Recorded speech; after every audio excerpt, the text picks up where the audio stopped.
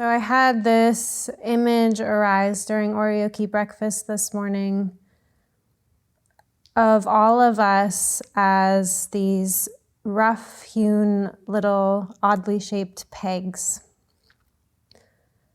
Hexagons, stars, squares, and rectangles all eating breakfast together.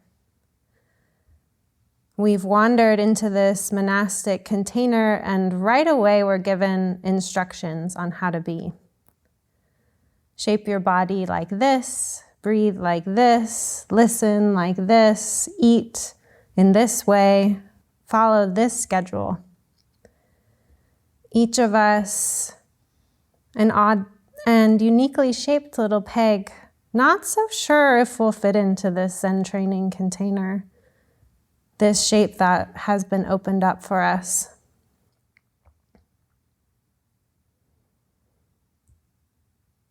We do our best while we're here, even when the opening seems rather small and round, and we feel rather pointy and cumbersome at times. What else can we do?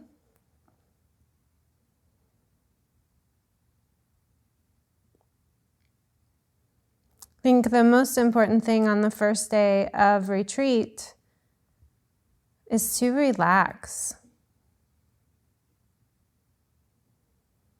It's not uncommon to feel a lot of doubt or insecurity arise about our pointiness, about our oddly shaped minds and hearts.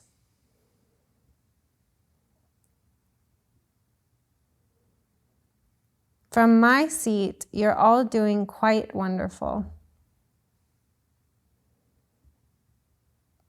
And I hope you can take that in. You're doing just fine.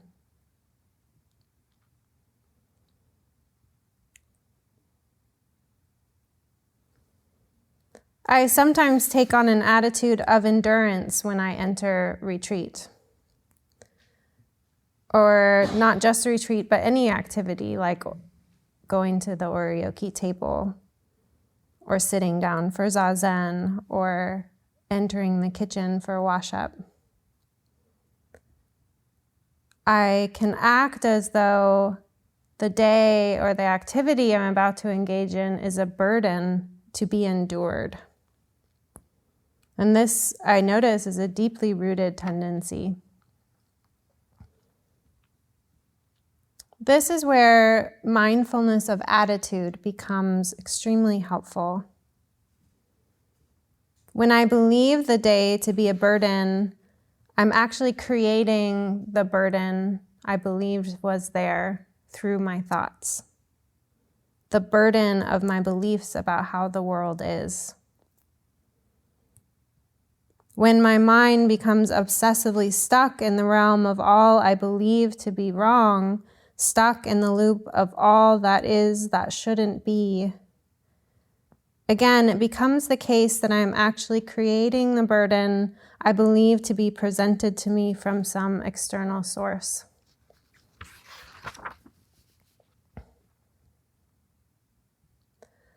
All that is and shouldn't be. This is the title for the memoir my inner critic is writing. It's thousands of pages and still going. And she writes it like this. Oh, I can't believe you're doing that. Oh no, don't look, she's doing it again. You shouldn't be like this. Oh no. Pages and pages and pages. All that is and shouldn't be. She's quite dissatisfied with that title, but convinced that I can't come up with something better.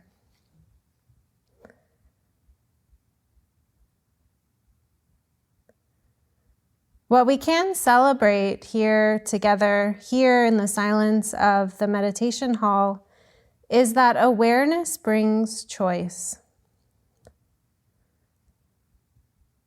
Sometimes it's just that simple.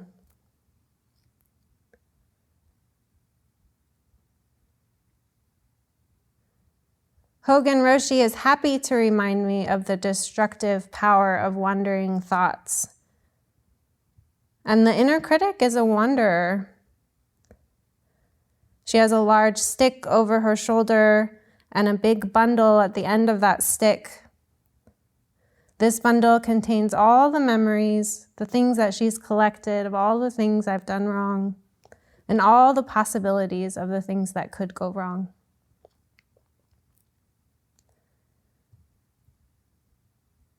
So we might think something like, hey, maybe I'll take up piano. The inner critic solemnly stops, sighs, unties her bundle and lays it out like she's about to do a tarot reading, like an astrologer. Laying it all out, she points at the rusty relics of fading memories. Remember that piano recital when you were 7? I do remember that piano recital.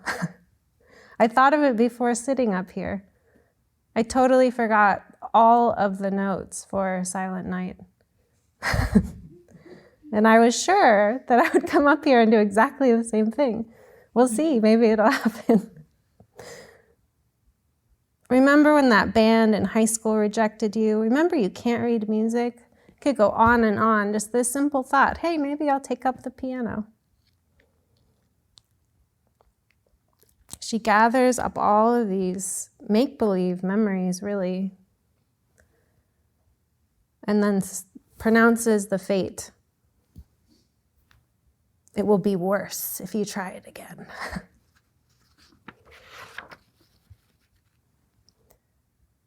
In our lunch chant, the Fukanza Zengi, Dogen implores us actually to ignore this voice. He says, intelligence or lack of it is not an issue. Make no distinction between the dull and the sharp-witted. If you concentrate your effort single-mindedly, that in itself is wholeheartedly engaging the way. Practice realization is naturally undefiled. Going forward is, after all, an everyday affair. In other words, whatever your inner critic has to say isn't relevant in this realm. This isn't a piano recital. We are working in realms much larger than the conceptual minds can understand.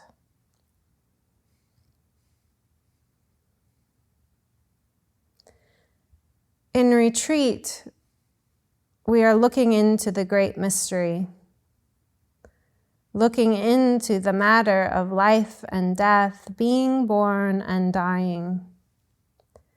In this infinite universe, on this mysterious path that we've all come together to walk, what can the inner critic really know about whether the events in our life are obstructions or teachers? Whether we are doing well or we aren't.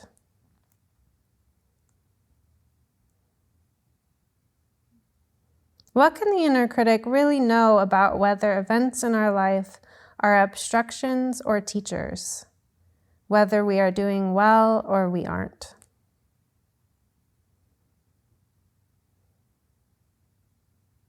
Let it be a mystery.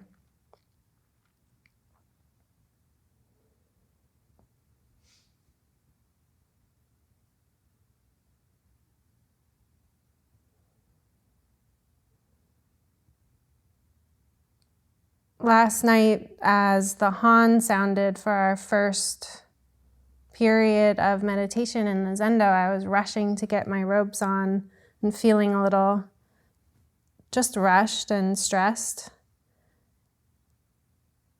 And then I had the thought, oh yeah, I can enjoy this. I do have that choice.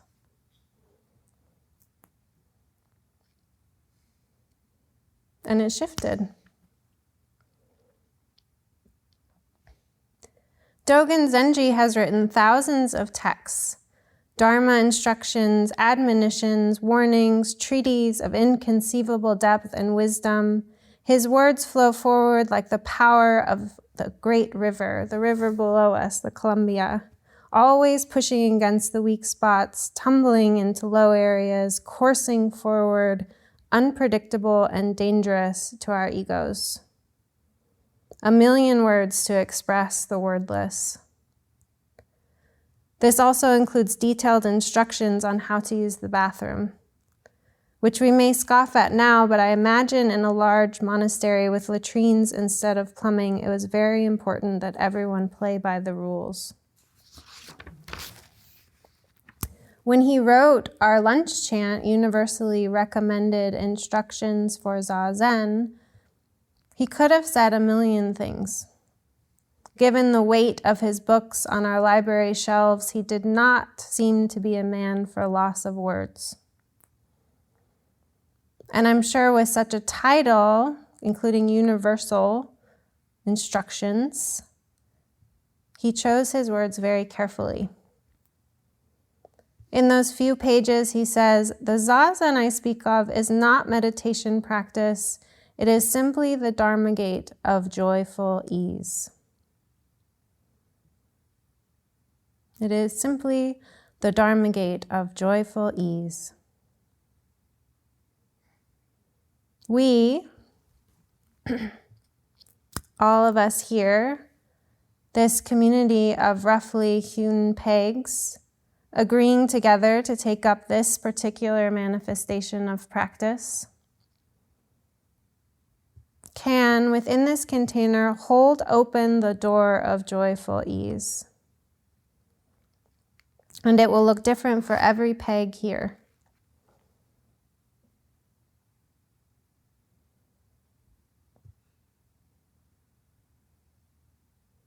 One thing I notice even in sitting up here is that unfiltered panache is vulnerable. Our burdens can also be our coats of armor.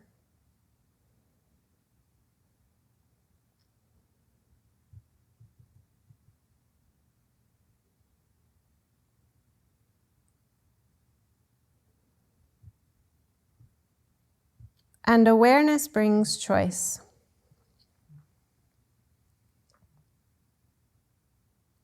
Sometimes that's all it takes, like last night when I remembered joy, I could just shift. That too is invited. Awareness brings choice. Perhaps remembering joy is like holding up a little white flag in a sea of tumultuous thinking. Sometimes we are so tempest-tossed by wandering thoughts that all we can do is clasp our little flag. Do the best we can and keep going. Life is chaotic, painful, unruly, totally unpredictable. In a sesshin a few months ago, Jogen Sensei was fond of reminding us that this life we are living has no guardrails. Anything can happen at any moment.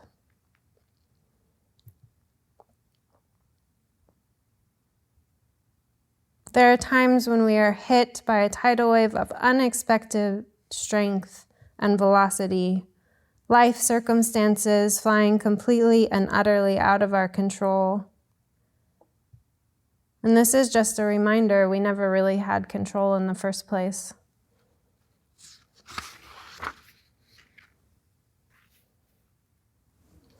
And this is a normal part of the human experience.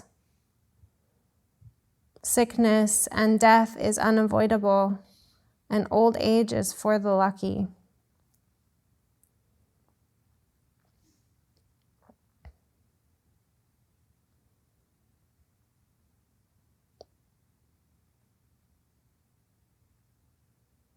And when we have the opportunity to practice within that tidal wave, to wave the flag and turn towards presence, what a precious opportunity.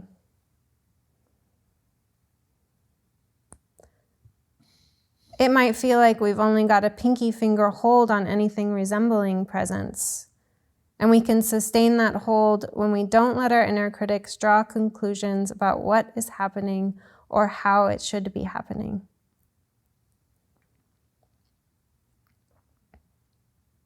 And at other times, there is a distinctive pivot. Oh yes, joy. Within all of this, joyful ease. Just by remembering, it becomes available and we pivot. Pivoting from this day is a burden to, oh, I see now, this day can also be a gift. This day, whatever is happening, this activity, this wash up, this oryoki, can also be a gift.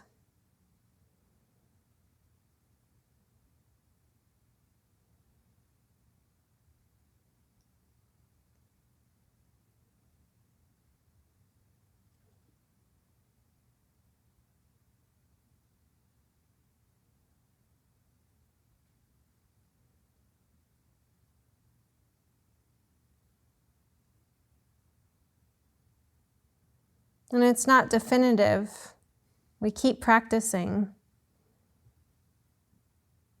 Practice never ends, and that's meant to be encouraging. Practice changes, evolves, continues to flow, and has no end.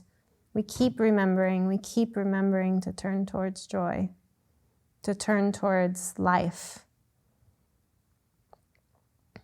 And practice gets more interesting.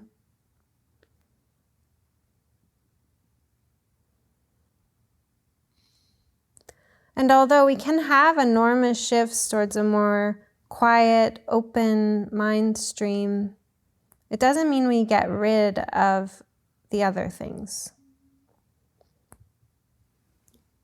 Byron Katie, who has been an important teacher through her books and videos at the monastery, says this: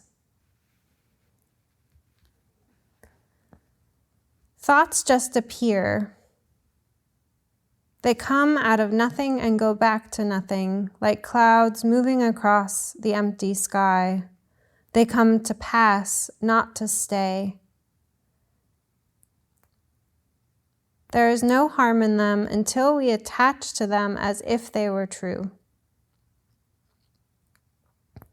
She continues, I don't let go of my thoughts. I meet them with understanding, then they let go of me. With practice, we come into relationship with this empty sky that she's talking about, with awareness, with the space around our thoughts, clarity. This helps us see thoughts as they happen. We have stepped back a little bit. Dogen Zenji, put aside the intellectual practice of investigating words and chasing phrases and learn to take the backward step that turns the light and shines it inward. Stepping back so we can see a bigger picture.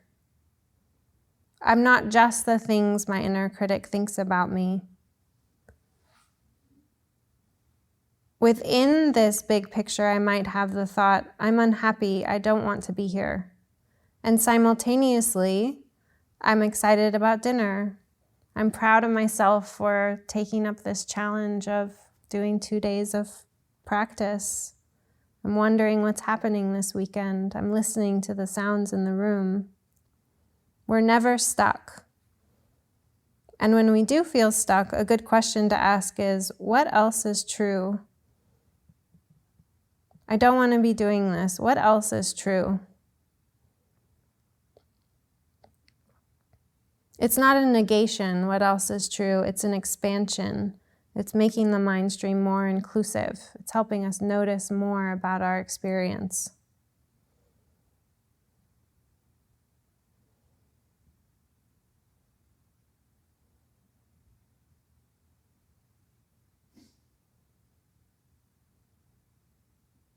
And the thoughts about my experience are, again, just thoughts. Appearing cloud-like, moving across a wide open pasture with a big open sky overhead and disappearing. Every thought we have ever had and will ever have is like this. The inner critic is also just a thought, and it's not personal.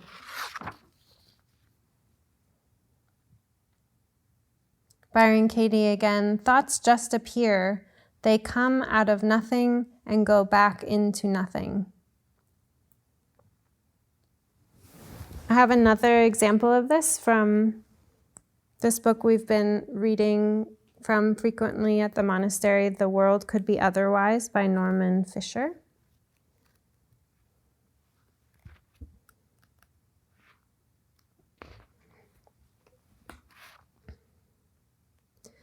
In Fukan Zazengi, Dogen gives a wonderful teaching about this. Think not thinking, he writes. How do you think not thinking? Beyond thinking. This is the art of Zazen. This seems at first like a paradoxical koan-like saying, designed merely to baffle. It isn't. It's Dogen's expression for unrestricted bodhisattva meditation, imagination expanding meditation. In meditation, Dogen says, don't try to eliminate thinking or anything else. Think not thinking. Thinking is the usual sort of thinking, driven by self-smallness. Not thinking is the opposite. Not ceasing thinking, but allowing thinking that isn't limited by our smallness, that is free and open. So in meditation, we should practice thinking, but not in the usual sort. How do we do this? By not pursuing thinking. That is, when a thought arises, whatever thought it is, even an angry, resentful, or violent thought, we let it come. No matter how afflicted it is, it comes originally not from our smallness, but from the endless past of the storehouse consciousness. It comes from the vastness of the time-space simultaneity Dogen speaks about earlier in his text. Every thought, every perception, every emotion is precious and immense, no matter what it is. But there's an and yet. And yet, when we take that wondrously arising emotion or thought, grab hold of it and make it our own, the pain starts. To practice think not thinking, we have to learn how to let any and every thought occur and celebrate it simply by leaving it alone, not grabbing it, not identifying with it, not twirling it about, letting it come, appreciating it, letting it go as everything will go if left alone. When we learn how to practice like this, which is easiest to do on the cushion, we will give free rein to our imaginations. This think not thinking, beyond thinking, is exactly what we mean by imaginative thinking. Things come and go unexpectedly. We receive what we need. We receive what we need.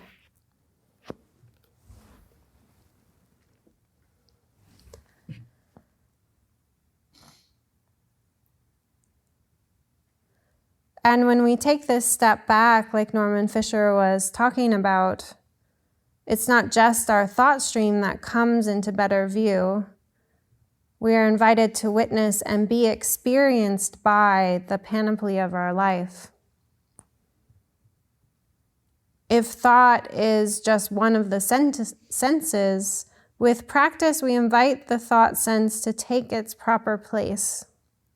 It's possible to live a life where thoughts don't bully us. We can give the field of sound, sight, touch, and smell their equal due. The sense gates are equally our life, probably more so than the thought sense. We have thoughts about our experiences. We have thoughts about the smells and sounds and sights. We actually titrate these senses through the thought gate. With practice, we're asking to simply be with the raw sensory data of our life without interpretation and just see what happens and see what's there. And when we stop identifying so thoroughly with the thought stream, when we've opened up the sense gates, then the really interesting questions are allowed more space. If I'm not my thoughts, if I'm not what my inner critic tells me that I am, what am I?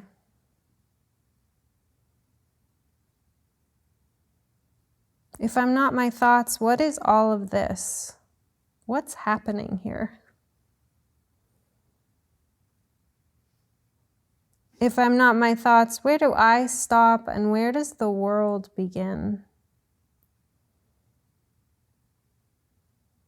If I'm not my thoughts, what is it that I'm calling I?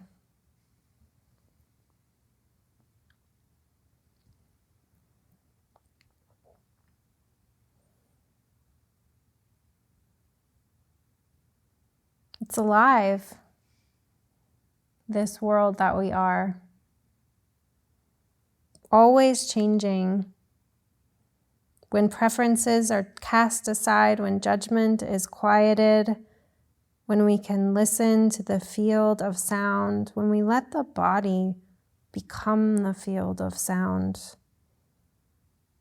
When we're present for the field of sensation, we call a body. As it expands into the other sense gates, it's all alive.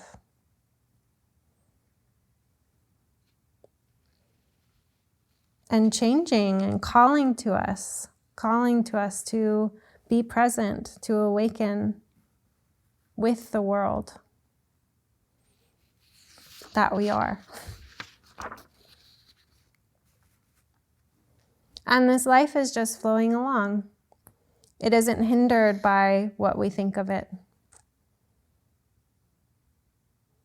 It will continue with or without our acknowledgement.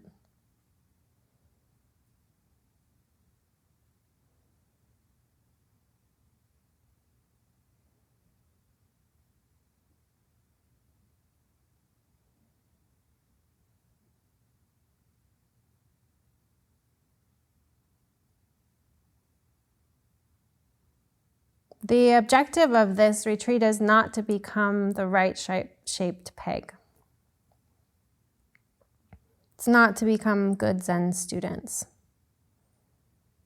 It's not to shave off our edges so we can fit better in the container. And we do, with practice, become more malleable. Like water, we flow into this monastic container. And then when we leave, we flow into whatever other container our life asks of us. We're all so many things: parents, children,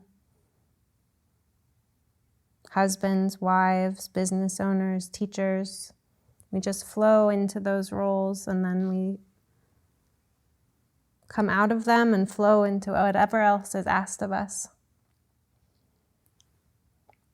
We flow with equal ease, perhaps even with joyful ease, into the situations of our life as we practice.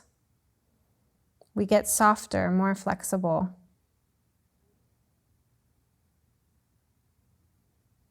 When we step back from the thought stream. When we stop identifying so thoroughly with thoughts and believe them to be who we are.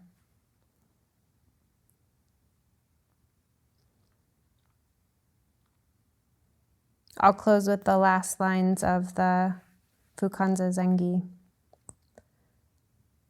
Please, honored followers of Zen, long accustomed to groping for the elephant, do not doubt the true dragon. Devote your energies to the way that points directly to the real thing.